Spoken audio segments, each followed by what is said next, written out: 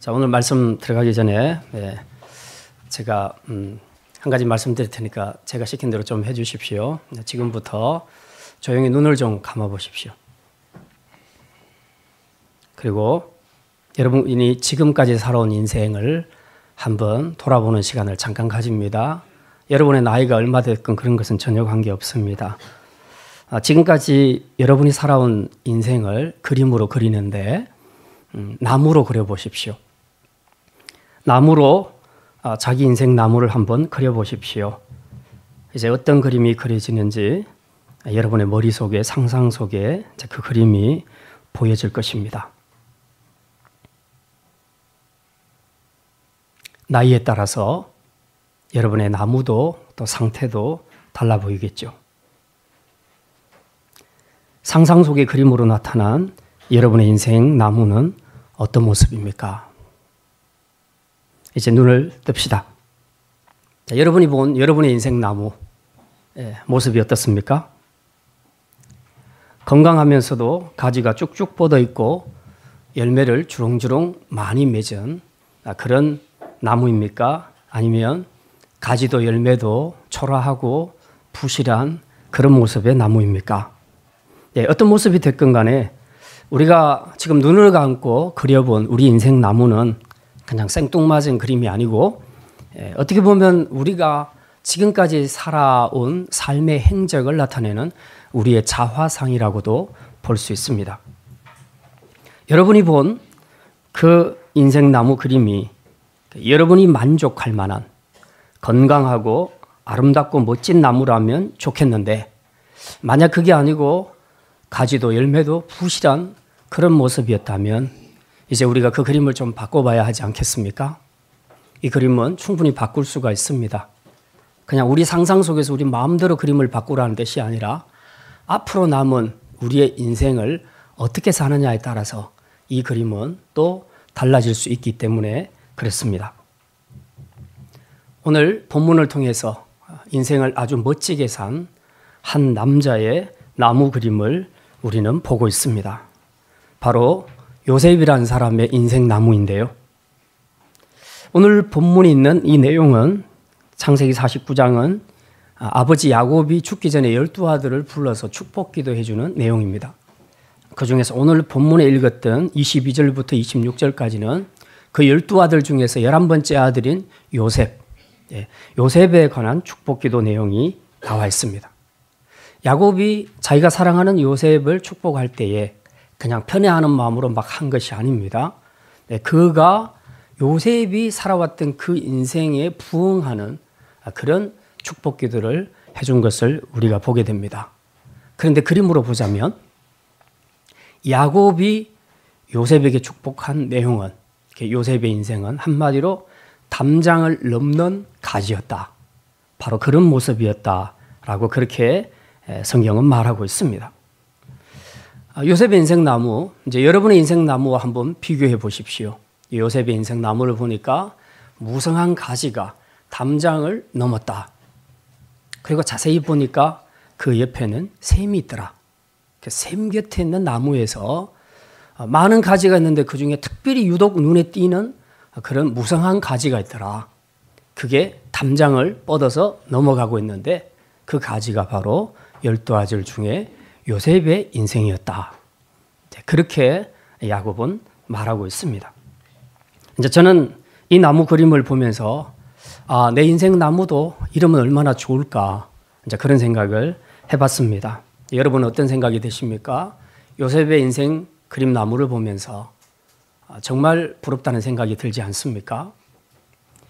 그래서 오늘은 정말 많은 사람들이 성공적인 인생, 그리고 축복된 인생, 그리고 멋진 인생 살고 싶어 하고 또 그것을 위해서 불철주야 노력도 하지만 그러나 사실은 진정한 복된 인생이 뭔지도 잘 모르고 있고 그리고 그 복을 받기 위해서 어떻게 해야 될지 그 비결도 잘 모르고 살아가고 있다는 것입니다. 그래서 오늘은 가장 성공적이고 가장 축복되며 가장 멋진 인생으로 묘사된 요셉의 인생 나무를 보면서 우리도 어떻게 하면 그런 인생을 살 수 있겠는지 야곱의 축복에 담겨 있는 말씀을 통해서 함께 그 의미와 교훈을 생각하고자 합니다. 첫째는 가지가 무성해지는 비결은 샘 곁에 있는 것이라는 겁니다. 자, 한번 따라합시다. 가지가 무성해지는 비결은 샘 곁에 있는 것입니다. 22절 말씀 우리 같이 읽겠습니다. 요셉은 무성한 가지 곧 샘 곁에 무성한 가지라 그 가지가 담을 넘었도다. 요셉의 인생은 샘 곁에 무성한 가지라고 야곱이 그렇게 축복기도 하고 있습니다. 그런데 이 요셉의 인생나무 그림을 자세히 보면요, 22절을 이제 우리가 상상으로 그려서 한번 보시게 되면 왜 요셉의 가지가 무성할 수밖에 없는가 하는 이유를 우리가 발견할 수 있습니다. 그게 뭐죠? 샘 곁에 있었기 때문이다. 샘 곁에 있었기 때문이다. 일반적으로 이 중동 지역, 건동 지역에서는 기후나 토양이 푸른 나무가 자라기 힘든 곳입니다.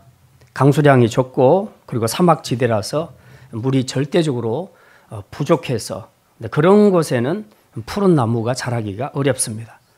저희가 성지순례 갔다 온 지 꽤 됐는데요.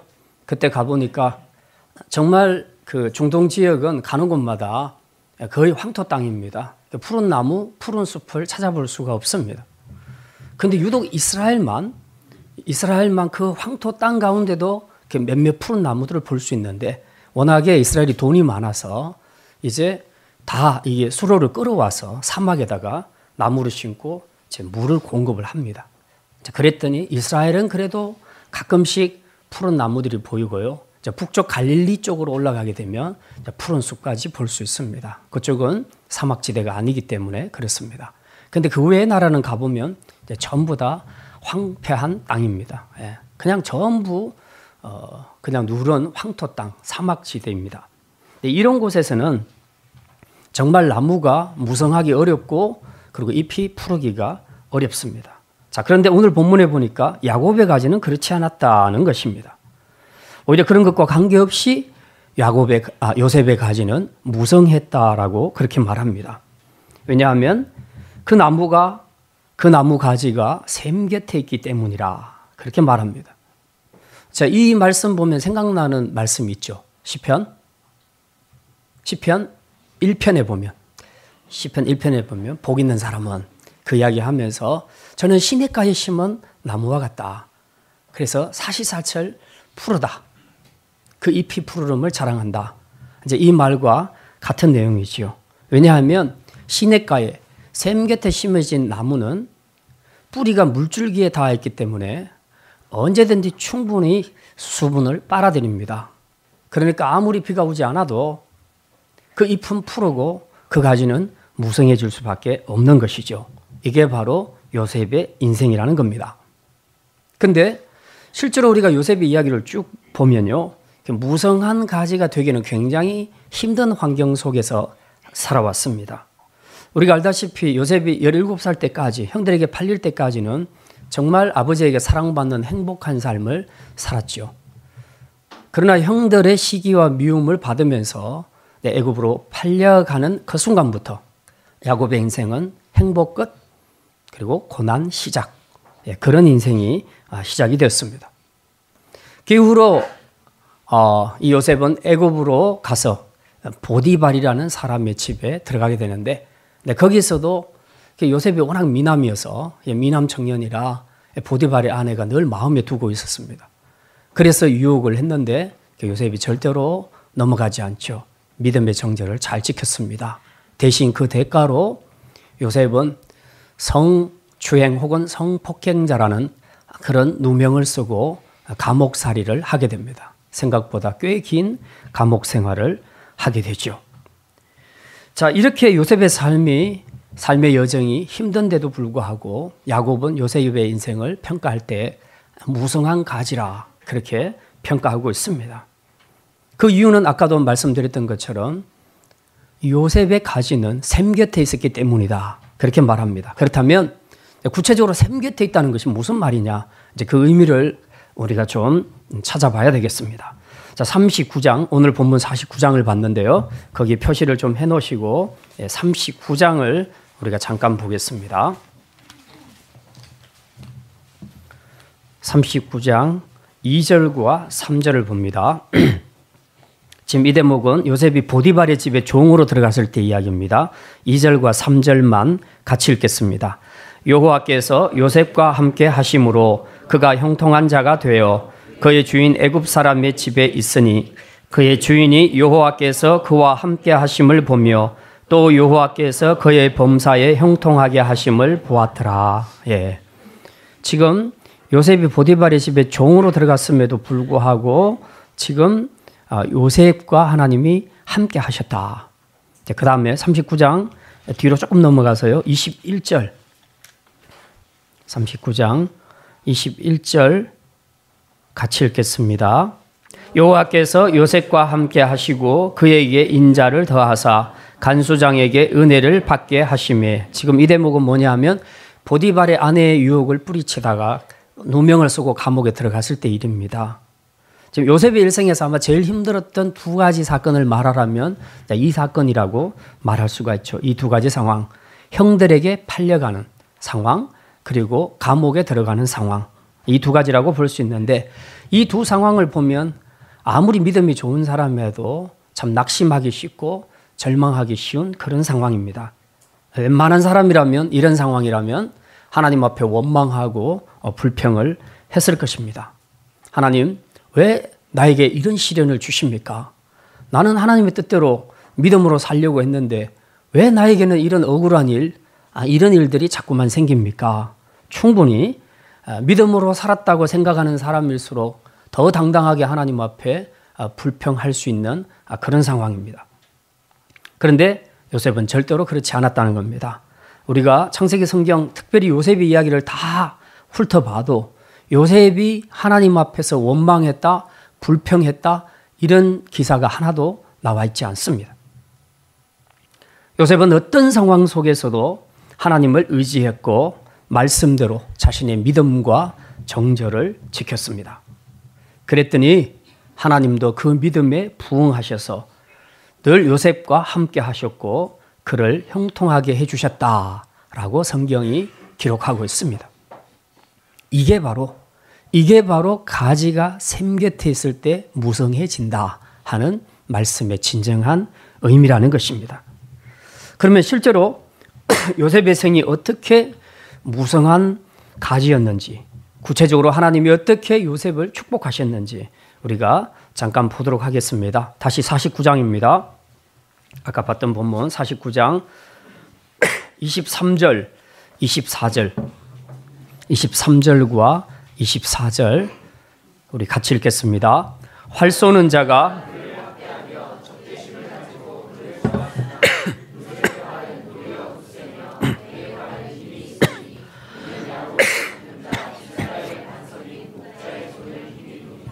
예, 요셉을 학대하며 적개심을 가진 자들이 요셉에게 활을 쏘았다. 예, 그렇게 말합니다. 근데 이 사람들은 누구냐?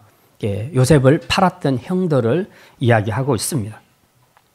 이들이 요셉을 해하려고 활을 쏘았지만 하나님께서는 요셉에게 더 큰 활을 주시고 그리고 그 팔의 힘을 공급해 주셔서 이 모든 역경들을 이기게 해 주셨다고 그렇게 말씀합니다. 그게 뭡니까? 하나님이 요셉을 애굽의 국무총리로 세워주셨다는 거죠. 그래서 나중에는 그 형들이 자기 발로 찾아와서 요셉 앞에다 무릎을 꿇지 않습니까? 하나님께서 대적들보다 훨씬 더 강한 활과 그리고 팔에 힘을 주셔서 요셉으로 하여금 승리하게 하셨다는 것이죠. 자, 그 다음 25절에 보면 또 요셉이 받은 축복이 나옵니다. 25절 우리 같이 읽겠습니다. 깨로 말미암나니 그가 너를 도우실 것이요 전능자로 말미암나니 그가 내게 복을 주실 것이라. 위로 하늘의 복과 아래로 깊은 샘의 복과 젖먹이는 복과 태의 복이리로다. 여기 보면 요셉과 요셉의 후손들이 누릴 몇 가지 복이 나오는데요. 그 첫 번째 복이 보니까 위로 하늘의 복이다. 이건 뭐냐 하면 위에서부터 내려오는 햇빛과 비를 이야기합니다. 이 햇빛과 비는 농경사회에서 가장 결정적인 축복이죠. 이게 없으면 농부가 아무리 열심히 농사를 지어도 소출을 거둘 수가 없습니다.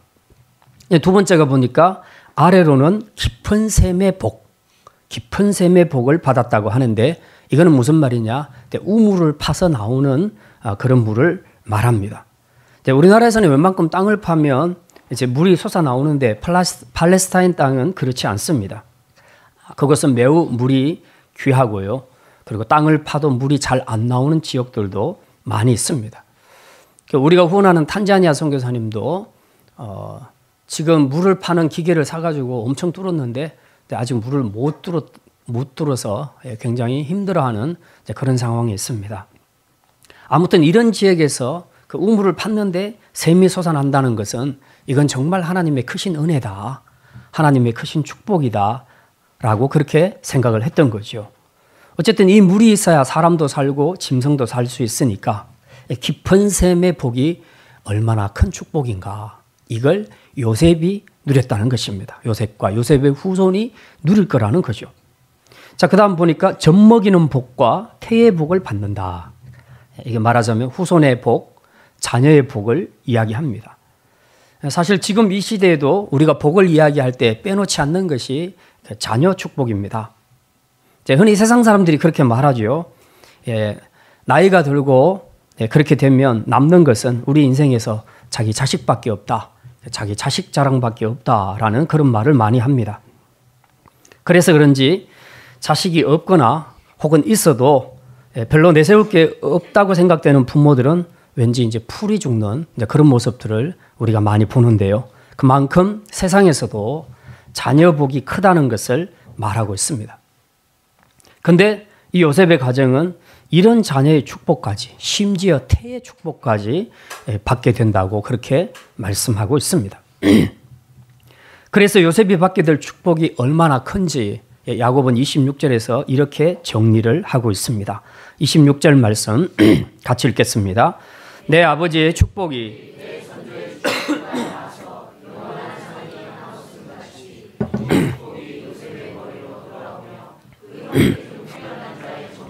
돌아오리로다. 야곱도 돌아보면 하나님 앞에서 참 큰 축복 받았죠. 무려 12아들을 가진다는 것은 엄청난 축복이고 이 12아들을 통해서 이스라엘이라는 나라가 형성되지 않습니까? 그러니까 굉장히 큰 축복을 받았는데요. 오늘 야곱이 자기 아들 요셉에게 말한 이 축복기도 내용을 보면요. 자기 축복보다 요셉의 축복이 더 크다고 그렇게 말하고 있습니다. 비유컨대 여기 보니까 영원한 산이 한이 없음 같이 요셉과 후손들은 영원하고 변함없는 언약의 축복을 누리게 될 것이다 라고 그렇게 말하고 있습니다. 그러니 이 얼마나 대단한 축복들입니까? 그런데 이 많은 축복, 이 엄청난 축복을 누리게 된 것이 바로 가지가 샘 곁에 있었기 때문에 되었다 하는 것을 분명히 밝히고 있습니다. 그렇습니다. 오늘 이 말씀 정리하면요. 세상 사람들의 오류는 두 가지입니다. 첫째는 그 진정한 복이 뭔가를 얘기했을 때 자꾸 세상에서 잘 되는 것, 세상 부귀영화를 진정한 복이라고 생각을 한다는 것입니다. 두 번째 오류는 그 복을 얻기 위해서 진짜 복의 근원이신 하나님을 찾아야 되는데 하나님을 찾지 않고 다른 허망한 것을 찾거나 아니면 자신의 힘과 노력으로 자신의 능력으로 그 복을 얻어보려고 노력한다는 것이죠. 이 두 가지 오류. 그래서 진정한 복을 누릴 수 없다는 결론입니다. 그러나 오늘 이 요셉의 무성함을 보게 되면요. 이건 세상 부귀영화를 말하는 것이 아닙니다. 오히려 요셉의 일생에서 발견되는 무성함은 하나님과 함께 하는 것, 그것 자체였다. 하나님과 함께 하는 것이 요셉의 인생의 무성함의 비결이었다. 오히려 하나님과 함께 할 때에 땅의 축복까지도 누리게 되었다. 어떻게 애굽의 국무총리가 될 것을 생각했겠습니까? 근데 하나님께서 그 자리까지 올려주셨다는 것이죠. 그러니까 지금 우리가 뭘 해서 하나님께 복을 받는 것이 아니라 우리가 하나님과 함께 하는 것, 가지가 샘 곁에 있는 그 자체로 하나님 곁에 있게 되면 하나님께서 거꾸로 복을 주시는데 땅의 축복까지도 우리에게 허락해 주신다. 바로 이 세상 사람들이 복받는 비결이라고 생각하는 그 비결과 반대로 가는 이 역설적인 복의 비결이 바로 기독교가 말하고 있는 복이라는 것입니다. 혹시라도 우리 성도들 안에서도 세상 사람들처럼 이런 우리가 잘못된 생각을 가지고 복을 받기를 원한다면 오늘 이 말씀 앞에서 요셉이 정말 무성한 축복을 받을 수 있게 된 것은 바로 그가 하나님 곁에 늘 머물러 있었고 늘 하나님과 긴밀한 교제를 가졌기 때문이다. 그걸 했더니 덤으로 이 땅의 축복까지 하나님이 허락해 주셨다.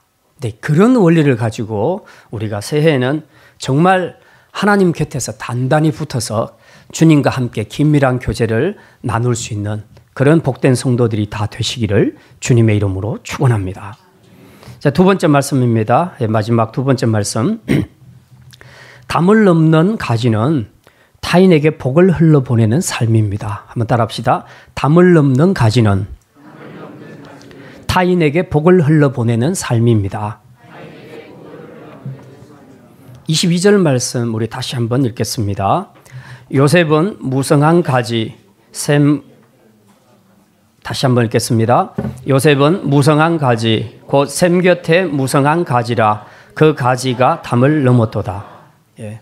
무성한 가지라는 것은 쭉쭉 뻗어가서 어디까지? 담장까지 넘어가는 상태를 말합니다. 사람으로 말하자면 어떤 겁니까? 자기 안에, 우리 성도들로 말하자면 자기 안에 하나님 앞에 받은 그 축복의 에너지가 넘치는 사람, 자기 안에 하나님 앞에 받은 그 은혜가 넘치는 사람, 이것을 계속해서 흘러보내서 다른 사람들도 그 축복을 받도록 한다는 것입니다. 이게 바로 담장을 넘는 가지라는 거죠. 그 요셉의 생을 추적을 해보면 고난도 위기도 많았지만 참 이상한 것은 요셉이 가는 곳마다 주위의 사람들이 복을 받는 일들이 생겨났다는 겁니다. 네, 그게 진짜 그런가? 우리 한번 보겠습니다. 39장 다시 돌아갑니다. 창세기 39장 5절 말씀. 5절 말씀. 예, 이것은 보디발의 집에 종으로 들어갔을 때 일인데요. 예, 같이 읽겠습니다. 5절입니다. 그가 요셉에게 자기의 집과 그의 모든 소유물을 주관하게 한 때부터 여호와께서 요셉을 위하여 그 애굽 사람의 집에 복을 내리심으로 여호와의 복이 그의 집과 밭에 있는 모든 소유에 미친지라. 예. 요셉은 비록 보디발의 집에 종으로 들어갔지만 요셉이 그 집에 들어가서 그 모든 것을 주관하는 그 순간부터 하나님께서 그 집에 복을 내리셨다. 그렇게 말합니다. 근데 자세히 보면요. 자세히 보면 하나님께서 그 집에 복을 내리신 것이 누구를 위하여 내렸다고 말하고 있습니까? 예, 요셉을 위하여 내리셨다. 5절에 보니까 분명히 그렇게 기록을 하고 있습니다. 예. 이게 바로 이거죠. 담을 넘는 가지란 것은 바로 이것을 이야기합니다. 내 안에 있는 축복이 나로 인해서 다른 사람들에게 흘러가게 하는 것, 그들도 함께 누리도록 하는 것, 이게 바로 담장을 넘는 가지 인생이라는 것입니다. 세상에서는 이런 사람들을 흔히 복덩이라고 그렇게 말하죠. 옛날 어른들 말 들어보면요, 며느리가 잘 들어오면 가정에 복이 들어온다. 그래서 며느리를 아주 신중하게 고르죠. 실제로 회사나 기업을 경영하면서 어떤 한 직원을 채용했는데 그 직원이 들어오면서부터 사업이 막 열리는 거예요. 그러면 사람들은 그렇게 말합니다. 아, 제가 복덩이야 라고 그렇게 말합니다. 물론 어떤 측면에서 볼 때는 그런 일들이 미신적인 측면도 있을 수도 있습니다. 그러나 다 그런 것은 아닙니다. 상당히 합리적으로 설명할 수 있는 그런 부분들도 있습니다. 예컨대 내가 어떤 가게를 하나 경영을 하는데 사실 3차 산업에서 제일 중요한 거, 3차 산업을 무슨 산업이라고 하죠? 보통 서비스라고 합니다. 예. 그래서 3차 산업이 잘 되려면요, 서비스가 발달돼야 돼요. 그래서 손님은 왕이다. 그렇게 해서 손님들의 욕구를 최대한 만족시켜주는 그런 식으로 경영을 하게 됩니다. 식당이든 뭐든지 간에 어쨌든 슈퍼마켓을 경영하든 간에 3차 산업은 일단 제일 중요한 것은 서비스입니다. 그런데 자기가 사업을 경영하고 또 직원들이 함께 그 일을 하는데 별로 서비스가 신통치 않아요. 사람 자체가 너무 내성적이고 그래서 그런 걸 잘 못한다. 그래서 이 사업들이 잘 안 되는 거죠. 그런데 어느 날 새로운 직원을 하나 뽑았는데 너무너무 표정도 밝고 친절하고 그리고 싹싹하게 서비스도 잘하는 겁니다. 그때부터 매상이 막 올라가기 시작해서 이제 이 기업이 막 살아나는 거죠. 이 사업이. 그랬을 때 이 사람의 복덩이라고 하는 것은 미신적인 것이 아니라는 거죠. 굉장히 합리적인 것입니다. 복을 받을 수밖에 없는 그런 이유가 존재했다는 것이죠. 우리가 이런 이야기를 들으면 그런 생각을 합니다. 아, 나도 저런 사람이 우리 가게에 하나 들어왔으면, 저런 사람이 우리 며느리가 됐으면, 저런 사람이 우리 사위가 됐으면, 저는 개인적으로 그런 생각이 있습니다만, 예. 근데 더 중요한 것은 그게 아니고요. 내가 그런 사람이 돼야 되겠다. 내가 그런 사람이 돼야 되겠다 하는 생각을 가지는 것입니다. 이게 바로 담장을 넘는 가지 인생입니다. 나로 인해서 내 가정이 화목하고 직장이 살아나고 그리고 교회가 웃음꽃이 피고 힘을 얻는다면 이게 얼마나 좋은 일입니까? 여러분은 여러분 때문에 주위 사람들이 복을 받고 삶이 개선되고 행복해지는 것을 보고 있습니까? 저는 저희 가정을 보면서도 그렇습니다. 참 한 사람 때문에 가족 전체가 복을 받기도 하지만 한 사람 때문에 가족 전체가 힘들어하고 고통받고 그리고 심지어는 가족뿐만 아니라 주위 사람들에게까지 고통을 주는 것을 너무나 힘들게 그런 것들을 제가 봤습니다. 그래서 다른 사람들에게 선한 영향력을 끼치는 이 복덩이와 같은 존재, 무성한 가지, 담장을 넘는 무성한 가지와 같은 이런 요셉과 같은 사람이 된다는 것이 얼마나 소중한 축복인가 하는 것들을 저는 저희 가정 안에서 뼈저리게 느끼고 있습니다.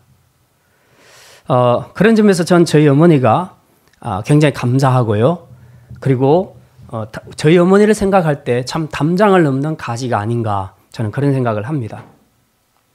시집 와서 늦게 예수를 믿기는 했지만은 그 믿음의 초기에는 안 믿는 아버지 때문에 핍박을 굉장히 많이 받았습니다. 새벽 기도를 갔다 오면 아버지가 문을 안 열어줍니다. 밖에서 기다리죠. 해가 뜰 때까지.